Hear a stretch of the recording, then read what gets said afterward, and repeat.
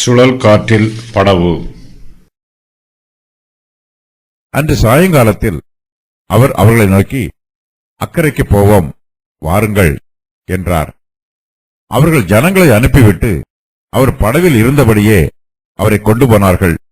வேறே படவுகளும் அவரோட கூட இருந்தது.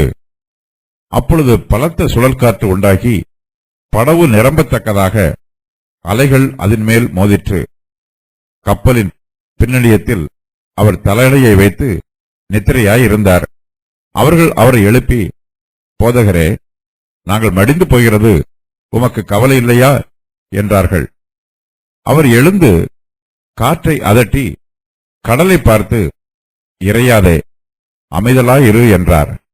அப்பொழுது காற்று நின்று போய் மிகுந்த அமைதல் உண்டாயிற்று. அவர் அவர்களை நோக்கி, ஏன் இப்படி பயப்பட்டீர்கள்? ஏன் உங்களுக்கு விசுவாசம் இல்லாமல் போயிற்று என்றார். அவர்கள் மிகவும் பயந்து, இவர் யாரோ, காற்றும் கடலும் இவருக்கு கீழ்ப்படுகிறதே என்று ஒருவரோடொருவர் சொல்லிக் கொண்டார்கள். அன்று சாயங்காலத்தில் அவர் அவர்களை நோக்கி, அக்கறைக்கு போவோம், வாருங்கள் என்றார். இயேசு கிறிஸ்து நடுக்கடலில் படவில் பிரயாணம் பண்ணிய போது சுழல் காற்றை அதட்டி கடலை அமைதிப்படுத்திய சம்பவம் மத்தேயு எழுதின சுவிசேஷத்திலும் 8வது அதிகாரம் 23வது வசனம் முதல் எழுதப்பட்டிருக்கிறது. இயேசு கிறிஸ்து தமது சீஷர்களிடம் ஓமைகளாக பேசுகிறார். அன்று சாயங்காலத்தில் அவர்கள் அக்கறைக்கு போகிறார்கள். இயேசு கிறிஸ்து தமக்காக ஓய்வெடுக்காமல் தொடர்ந்து ஊழியம் செய்து கொண்டிருக்கிறார். நாள் முழுவதும் பிரசங்கம் பண்ணுகிறார். ஒரு ஊழியத்தை செய்து முடித்த பின்பு அடுத்த ஊழியத்தை ஆரம்பிக்கிறார். உற்சாகமாக ஊழியம் செய்கிறவர்கள் ஓய்வெடுக்க மாட்டார்கள். 2 வேலைகளுக்கு இடைப்பட்ட சிறிது காலமே அவர்கள் ஓய்வெடுக்கும் காலமாகும். ஒரு வேலையின் முடிவில் அடுத்த வேலையை ஆரம்பித்து விடுவார்கள். சாயங்கால வேளையில் அக்கறைக்கு போவோம், வாருங்கள் என்று இயேசு தாமே தமது சீஷர்களிடம் கூறுகிறார். அவர் சிறிது நேரத்தை கூட வீணாக்க விரும்பவில்லை. அக்கறையிலும் இயேசு கிறிஸ்து ஊழியம் செய்ய வேண்டும் என்று சித்தமுள்ளவராக இருக்கிறார். அவர் எல்லா இடங்களுக்கும் சுற்றித் திரிந்து நன்மை செய்கிறவர். வழியில் உண்டாகும் எந்த கஷ்டமும் பாடுகளும் வேதனைகளும் அவருடைய ஊழியத்தை தடை பண்ணவில்லை. அவர்கள் ஜனங்களை அனுப்பிவிட்டு அவர் படகில் இருந்தபடியே அவரை கொண்டு போனார்கள். வேறே படவுகளும் அவரோட கூட இருந்தது. இயேசு கிறிஸ்து தனித்திருக்கும் போது தம்முடைய சீஷர்களுக்கு ஓமையின் வியாக்கியானத்தை கூறுகிறார். அப்போது சீஷர்களோடு வேறு சில ஜனங்களும் கூட இருக்கிறார்கள். அந்த ஜனங்களை அங்கிருந்து அனுப்பிவிட்ட பின்பே இயேசு கிறிஸ்து அக்கறைக்கு பிரயாணமாகிறார். அவர்களுடைய கேள்விகளுக்கெல்லாம் தெளிவாக பதில் சொன்ன பின்பே அவர்களை அனுப்புகிறார். இயேசு கிறிஸ்துவிடம் வருகிறவர்கள் யாரும் வெறுமையாக திரும்பி போவதில்லை. இயேசு கிறிஸ்துவை யாரும் வீணாக பின்பற்றுவதும் இல்லை. இயேசு கிறிஸ்து ஜனங்களை அனுப்பும்போது அவர்கள் அந்த இடத்தில் இருந்து திருப்தியாக கடந்து போகிறார்கள். யாருடைய உள்ளத்திலும் எந்த குறையும் இல்லை, பூரண நிறைவோடு போகிறார்கள். இயேசு கிறிஸ்து ஒரு படவில் இருந்த பிரகாரமாக ஜனங்களுக்கு ஓமைகளை கூறி போதனை செய்தார். சீஷர்கள் இயேசுவை படவில் இருந்து கீழே இறக்கவில்லை. பிரசங்கம் பண்ணி முடிந்தவுடன் அந்த படவோடே அவரை அக்கறைக்கு அழைத்துச் செல்கிறார்கள். இரவு வேளையில் கடலில் பிரயாணம் பண்ணும்போது குளிர்காற்று வீசும். தமது சரீரத்தை போர்த்தி கொள்வதற்கு போர்வையை எடுப்பதற்கு கூட இயேசு கிறிஸ்துவுக்கு நேரமில்லை. பிரசங்கம் பண்ணி முடித்தவுடன் அதே படவில் உடனடியாக அவரை அக்கறைக்கு அழைத்துச் செல்கிறார்கள். கர்த்தருக்காக நாம் ஊழியம் செய்யும் போது இந்த சம்பவம் நமது நினைவில் இருக்க வேண்டும். உலக காரியங்களுக்கும் சரீர பிரகாரமான காரியங்களுக்கும் நாம் முக்கியத்துவம் தரக்கூடாது. கர்த்தருடைய ஊழியத்திற்கே முக்கியத்துவம் கொடுத்து சுறுசுறுப்பாக ஊழியம் செய்ய வேண்டும். இயேசு கிறிஸ்துவும் சீஷர்களும் ஒரு படவில் அக்கறைக்கு பிரயாணம் பண்ணிய போது வேறே படவுகளும் அவரோட கூட இருந்தது. இயேசு பிரயாணம் பண்ணிய படகுக்கு பிரச்சனை உண்டானது போல மற்ற படகுகளுக்கும் பிரச்சனை வந்திருக்கும். அந்த படவில் இருக்கிறவர்கள் இக்கரையில் இயேசு கிறிஸ்துவின் உபதேசத்தை கேட்டவர்கள். அவர்கள் இயேசுவின் போதகத்தை இன்னும் கேட்க வேண்டும் என்பதற்காக வேறே படவுகளில் அக்கறைக்கு வருகிறார்கள். இயேசுவை பின்பற்ற வேண்டும் என்று தீர்மானித்திருக்கிறார்கள். கடல் பிரயாணமாக இருந்தாலும் அது அவர்களுக்கு தடையாக தெரியவில்லை. கடலில் புயல் காற்று அடிப்பதற்கு வாய்ப்புள்ளது என்று தெரிந்தும் அவர்கள் இயேசுவை பின்பற்றி செல்கிறார்கள். இயேசு கிறிஸ்துவின் படவோடு இவர்களும் தங்கள் படவுகளில் பின்பற்றி செல்கிறார்கள். இயேசு கிறிஸ்துவை பின்பற்றி செல்ல வேண்டும் என்று தீர்மானிக்கும் நாம் வழியில் சோர்ந்து போய்விடக்கூடாது. புயல் அடிப்பதற்கு வாய்ப்புள்ளது. எல்லாவற்றையும் எதிர்பார்த்து இயேசு கிறிஸ்துவை சந்தோஷமாக பின்பற்ற வேண்டும். படவு நிரம்பத்தக்கதாக. அப்பொழுது பலத்த சுழல் காற்று உண்டாகி படவு நிரம்பத்தக்கதாக அலைகள் அதன் மேல் மோதிற்று. சாயங்கால வேளையில் இயேசு கிறிஸ்துவும் சீஷர்களும் படவில் அக்கறைக்கு போகிறார்கள். இரவு வேளையாயிற்று. அப்போது பலத்த சுழல் காற்று உண்டாயிற்று. படவு நிரம்பத்தக்கதாக அலைகள் அதன் மேல் மோதிற்று. இவர்கள் பிரயாணம் பண்ணிய படவு மிகவும் சிறியது. பெரிய அலைகள் இந்த படகின் மீது மோதியவுடன் படகுக்குள் தண்ணீர் புகுந்து விடுகிறது. படகில் தண்ணீர் நிரம்பி படகு கடலில் மூழ்கிவிடும் அபாயத்தில் உள்ளது. போதகரே, கப்பலின் பின்னணியத்தில் அவர் தலையணையை வைத்து நித்திரையாய் இருந்தார்.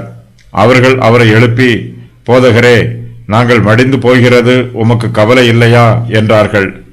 கடலில் பலத்த சுழல் காற்று உண்டாயிற்று. படவின் மீது அலைகள் மோதிற்று. இதன் மத்தியிலும் இயேசு கிறிஸ்து நித்திரையாய் இருக்கிறார். படவின் பின்னணியத்தில் படகை செலுத்துகிறவர் இருப்பார். அந்த இடத்தில் இயேசு தலையணையை வைத்து நித்திரை செய்கிறார். தமது சீஷர்களின் விசுவாசத்தை சோதிப்பதற்காகவும் ஜெபம் பண்ணுமாறு அவர்களை உற்சாகப்படுத்துவதற்காகவும் இயேசு கிறிஸ்து நித்திரையாய் இருக்கிறார். சோதனையின் போது அவர்களுடைய விசுவாசம் பலவீனமாக இருக்கிறது. ஆனாலும் அவர்கள் ஜெபத்தில் உறுதியாக இருக்கிறார்கள்.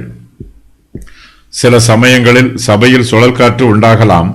இயேசு கிறிஸ்து சபையின் பிரச்சனையை அமைதிப்படுத்தாமல் நித்திரை செய்வது போல நமக்கு தெரியலாம்.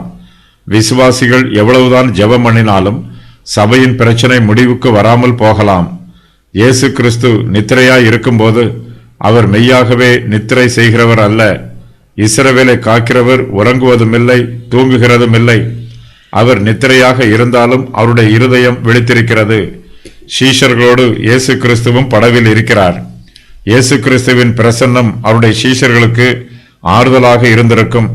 பிரச்சனையான வேளைகளில் நம்பிக்கை இல்லாமல் ஓலமிடுவதற்கு பதிலாக ஆண்டவராகிய இயேசு கிறிஸ்துவிடம் நமது பிரச்சனையை பற்றி விண்ணப்பம் பண்ணுவது நமக்கு நல்லது. படவில் இயேசுவும் இருக்கிறார், சீஷர்களும் இருக்கிறார்கள். இயேசு கிறிஸ்துவின் பிரசன்னமே சீஷர்களுக்கு ஆறுதலாக இருக்கிறது. இயேசு கிறிஸ்து அவர்களோடு கூட படவில் இருந்த போதிலும் பலத்த சுழல் காற்று உண்டாகி படவு நிரம்பத்தக்கதாக அலைகள் அதன் மேல் மோதிற்று. சீஷர்கள் இயேசு கிறிஸ்துவை எழுப்புகிறார்கள். புயல் காற்றிலும் அவர் நித்திரையாக இருப்பது போல இருக்கிறார். ஆயினும் தம்முடைய ஜனங்களின் ஜெபத்தை கேட்டு அவர் உடனே எழும்புகிறார். நமக்கும் புயல் காற்று போன்ற பிரச்சனைகள் வரலாம். எல்லாம் இழந்து போவது போல தெரியலாம். ஆயினும் நமது விசுவாசத்தை நாம் இழந்து போய்விடக்கூடாது. நம்முடைய இரட்சகர் நம்மோடு கூடவே இருக்கிறார். சீஷர்கள் புயல் காற்றை பார்த்து பயந்து போய் இயேசு கிறிஸ்துவிடம், போதகரே, நாங்கள் மடிந்து போகிறது, உமக்கு கவலை இல்லையா என்று கேட்கிறார்கள். இயேசு கிறிஸ்துவை எழுப்புவதற்காக இந்த வார்த்தைகளை கூறினார்களா அல்லது தங்களுடைய உள்ளத்தின் ஏக்கத்தை கூறி இந்த வார்த்தைகளால் ஜெபித்தார்களா என்பது தெளிவாக தெரியவில்லை. ஆபத்து மிகுதியானதினால் தாங்கள் என்ன சொல்லுகிறோம் என்பதை அறியாமலேயே பேசுகிறார்கள். சில சமயங்களில் நமக்கு பிரச்சனைகள் வரும்போது தேவன் நம்மை கவனிக்கவில்லை என்று நாம் நினைக்கிறோம். துன்ப வேளைகளில் தேவன் தம்முடைய ஜனங்களை பாதுகாத்து பராமரிக்காமல் கைவிட்டு விட்டாரோ என்று சந்தேகப்படுகிறோம். ஆனால் இயேசு கிறிஸ்து ஒருபோதும் தமது பிள்ளைகளை கைவிடுகிறவர் அல்ல. காற்றை உண்டாக்கியவர் தேவன். ஆகையினால் இயேசு தேவனை அதட்டினார் என்று இந்த வசனத்திற்கு பொருள் கூறக்கூடாது. இந்த சுழல் காற்றை உண்டாக்கியவன் சாத்தான். தேவனுடைய அனுமதியின் பேரில் சாத்தானுக்கு புயல் காற்றின் மீது அதிகாரம் கிடைத்திருக்கிறது. ஜனங்களை அழிப்பதற்காக சாத்தான் இந்த சுழல் காற்றை பயன்படுத்துகிறான். ஆகையினால் இயேசு கிறிஸ்து சாத்தானை அதட்டும் வண்ணமாக காற்றை அதட்டுகிறார். மிகுந்த அமைதல் உண்டாயிற்று. அவர் எழுந்து காற்றை அதட்டி, கடலை பார்த்து, இறையாதே, அமைதலாயிரு என்றார். அப்பொழுது காற்று நின்று போய் மிகுந்த அமைதல் உண்டாயிற்று. தமது சீஷர்களின் விண்ணப்பத்தை கேட்டு இயேசு கிறிஸ்து தமது நித்திரையை விட்டு எழும்புகிறார். காற்றை அதட்டுகிறார். கடலை பார்த்து இறையாதே, அமைதலாயிரு என்று கட்டளையிடுகிறார். இயேசு கிறிஸ்து கூறிய இந்த வார்த்தைகள் மத்தேயு எழுதின சுவிசேஷத்தில் காணப்படவில்லை. இயேசு காற்றுக்கும் கடலுக்கும் கட்டளை கொடுக்கிறார். காற்றும் கடலும் இறைகிறது. அந்த இரைச்சலின் சத்தம் சீஷர்களை பயமுறுத்துகிறது. சீஷர்களை பயமுறுத்தும் இரைச்சலை இயேசு கிறிஸ்து அதட்டுகிறார். துன்மார்க்கர் கொந்தளிக்கும் கடலை போல இருக்கிறார்கள். நமது துன்மார்க்கமான இருதயங்கள் அமர்ந்திருக்க கூடாமல் கடலை போல கொந்தளிக்கும் போது இயேசு கிறிஸ்துவின் பிரமாணத்தை நாம் நினைவு கூற வேண்டும். அவர் நமது இருதயத்தை பார்த்து இறையாதே, அமைதலாயிரு என்று கட்டளையிடும் போது நமது இருதயம் அமர்ந்திருக்கும். நமது வாழ்க்கையில் வேதனைகளும் பாடுகளும் எவ்வளவுதான் அதிகமாக இருந்தாலும் இயேசு கிறிஸ்துவினால் அதை அமைதிப்படுத்த முடியும். அவர் ஒரு வார்த்தை சொன்னால் போதும், கொந்தளிக்கும் காற்றும் கடலும் அமைதலாகும். நம்முடைய ஜீவியத்தில் நம்மை தாக்கும் பிரச்சனைகளும் போராட்டங்களும் ஓய்ந்து நமக்கு அமைதியும் ஆறுதலும் உண்டாகும். சமுத்திரத்தை சிருஷ்டித்த தேவனால் அதை அமைதிப்படுத்தவும் முடியும். தேவனால் கூடாத காரியம் ஒன்றுமில்லை. பயப்பட்டீர்கள். அவர் அவர்களை நோக்கி, ஏன் இப்படி பயப்பட்டீர்கள்? ஏன் உங்களுக்கு விசுவாசம் இல்லாமல் போயிற்று என்றார். நடுக்கடலில் புயல் காற்று உண்டானதினால் சீஷர்கள் பயப்படுகிறார்கள். இயேசு அவர்களை நோக்கி, ஏன் இப்படி பயப்பட்டீர்கள் என்று கேட்கிறார். இந்த சம்பவம் மத்தேயு எழுதின சுவிசேஷத்திலும் எழுதப்பட்டிருக்கிறது. மார்க்கு இதை மேலும் சற்று விவரமாக விவரித்து, ஏன் உங்களுக்கு விசுவாசம் இல்லாமல் போயிற்று என்று இயேசு தமது சீஷர்களிடம் கூறியதையும் சேர்த்து எழுதியிருக்கிறார். சீஷர்களிடம் விசுவாசம் உள்ளது. விசுவாசம் இல்லாமல் இயேசுவுக்கு சீஷராக இருக்க முடியாது. ஆனால் அவர்களுக்கு பிரச்சனை வந்தபோது விசுவாசத்தை விட பயமே அவர்களை நிரப்பிற்று. பயம் மிகுதியானதினால் அவர்கள் தங்களிடத்தில் விசுவாசம் இல்லாதவர்கள் போல கிரியை செய்கிறார்கள். விசுவாசத்தை பயன்படுத்த வேண்டிய வேளையில் அவர்களிடத்தில் விசுவாசம் இல்லை. சாதாரண சமயங்களில் எல்லாம் நமக்கு சாதகமாக இருக்கும்போது தேவனிடத்தில் விசுவாசமாக இருப்பது எளிது. பிரச்சனை மிகுந்த நேரத்தில் தேவனிடத்தில் விசுவாசமாக இருப்பது கடினம். அந்த வேளையிலும் நமது விசுவாசம் நம்மை விட்டு அகன்று போய்விடக்கூடாது. தம்முடைய பிள்ளைகள் அழிந்து போவதை இயேசு கிறிஸ்து ஒருபோதும் விரும்புவதில்லை. அதை அனுமதிப்பதும் இல்லை. நம்மை காக்கிற தேவன் தூங்குவதுமில்லை, உறங்குவதுமில்லை. அவர் நம்மை பாதுகாத்து பராமரிப்பார் என்னும் விசுவாசம் நமக்குள் ஆழமாக பதிந்திருக்க வேண்டும். நம்மிடத்தில் பயம் இருக்கிறது என்றால் நம்மிடத்தில் விசுவாசம் இல்லை என்றுதான் பொருள். இயேசு கிறிஸ்து தமது சீஷர்களை பார்த்து, ஏன் இப்படி பயப்பட்டீர்கள் என்பதற்கு ஏன் உங்களுக்கு விசுவாசம் இல்லாமல் போயிற்று என்பதே பொருள். ஆகையினால் நாம் எல்லா சூழ்நிலையிலும் தேவனையே விசுவாசத்தோடு சார்ந்து ஜீவிக்க பழகிக்கொள்ள வேண்டும். அவருடைய பராமரிப்பை நம்பி வாழ வேண்டும். இவர் யாரோ? அவர்கள் மிகவும் பயந்து, இவர் யாரோ? காற்றும் கடலும் இவருக்கு கீழ்ப்படுகிறதே என்று ஒருவரோடொருவர் சொல்லிக் கொண்டார்கள். இயேசு கிறிஸ்து நடுக்கடலில் அற்புதம் செய்கிறார். சுழல் காற்றை அதட்டுகிறார். இறையும் கடலை அமைதிப்படுத்துகிறார். இதை பார்க்கும் சீஷர்களுக்கு மிகுந்த ஆச்சரியம் உண்டாயிற்று. மத்தேயு இந்த சம்பவத்தை பற்றி எழுதும்போது அந்த மனுஷர்கள் ஆச்சரியப்பட்டார்கள் என்று எழுதியிருக்கிறார். மார்க்கு இந்த சம்பவத்தை பற்றி எழுதும்போது அவர்கள் மிகவும் பயந்தார்கள் என்று குறிப்பிடுகிறார். சீஷர்களிடத்தில் விசுவாசத்திற்கு பதிலாக பயம் நிறைந்திருக்கிறது. காற்றையும் கடலையும் பார்த்து பயப்படுகிறார்கள். இப்படிப்பட்ட பிரச்சனையான வேளைகளில் அவர்கள் கிறிஸ்துவின் மீது நம்பிக்கை வைத்து அவரை பயபக்தியோடு துதிக்க வேண்டும். ஆனால் அவர்களுடைய விசுவாசம் குறைவுபட்டதினால் அவர்களுக்கு மிகுந்த பயம் உண்டாயிற்று. இயேசு கிறிஸ்து காற்றையும் கடலையும் அதட்டி அவற்றை அமைதிப்படுத்துகிறார். தேவனுடைய வல்லமை கிரியை செய்வதை சீஷர்கள் பார்க்கிறார்கள். இப்போது காற்றின் மீதும் கடலின் மீதும் இருந்த பயம் அவர்களுக்கு குறைந்து போயிற்று. அதே வேளையில் இயேசு கிறிஸ்துவின் மீது அவர்களுக்கு மிகுந்த பயம் உண்டாயிற்று. சிருஷ்டிகர் சீஷரோடு கூடவே இருக்கிறார். புயல் காற்றிலும் அவர் அவர்களை விட்டு விலகவில்லை. கிறிஸ்துவின் வல்லமையையும் கோபத்தையும் பார்த்து சீஷர்கள் பயப்படுகிறார்கள். அந்த பயத்தில் ஆச்சரியமும் கலந்திருக்கிறது. புயல் காற்று அமைதியாயிற்று. கொந்தளிக்கும் கடலும் அமைதியாயிற்று. மீட்பர் இவற்றை அமைதிப்படுத்தி இருக்கிறார். சீசர்களை ஆபத்தில் இருந்து ரட்சித்திருக்கிறார். இந்த அமைதியான சூழ்நிலையில் மீட்பருடைய கிருபையையும் வல்லமையையும் கண்டு சீஷர்கள் பயப்படுகிறார்கள். அவர்கள் பயப்பட்ட போதிலும் அவர்களுக்குள் ஒரு சந்தோஷம் இருக்கிறது. அவர்கள் இயேசு கிறிஸ்துவை பார்த்து, இவர் யாரோ என்று தங்களுக்குள் ஆச்சரியமாக சொல்லிக் கொள்கிறார்கள்.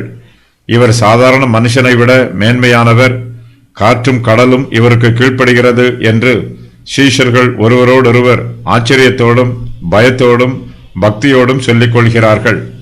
சீஷர்கள் சுழல் காற்றிற்கு பயப்பட்டதை விட காற்றை அதட்டிய இயேசு கிறிஸ்துவுக்கு மிகவும் பயந்தார்கள். இவர் யாரோ என்று சீஷர்கள் ஒருவரோடொருவர் சொல்லிக்கொண்ட வாக்கியத்திற்கு இவ்வாறு பதில் சொல்ல வேண்டும். இயேசு கிறிஸ்து தேவகுமாரன், மனுஷகுமாரனாக உலகத்திற்கு வந்தார். பரிசுத்த ஆவியானவரின் அபிஷேகத்தை பரிபூரணமாக பெற்றவர், ஆவியானவரின் வரங்களை பெற்றிருக்கிறவர், தேவனை பரிபூரணமாக விசுவாசிக்கிறவர். இயற்கையான சக்திகள் மீது அதிகாரம் செலுத்தியதற்கு எடுத்துக்காட்டுக்கள் மோசே, யோசுவா, சாமுவேல், எலியா, எலிசா. வருங்கால உபத்திரவத்தின் 2 சாட்சிகள், வருங்கால அந்தி கிறிஸ்து.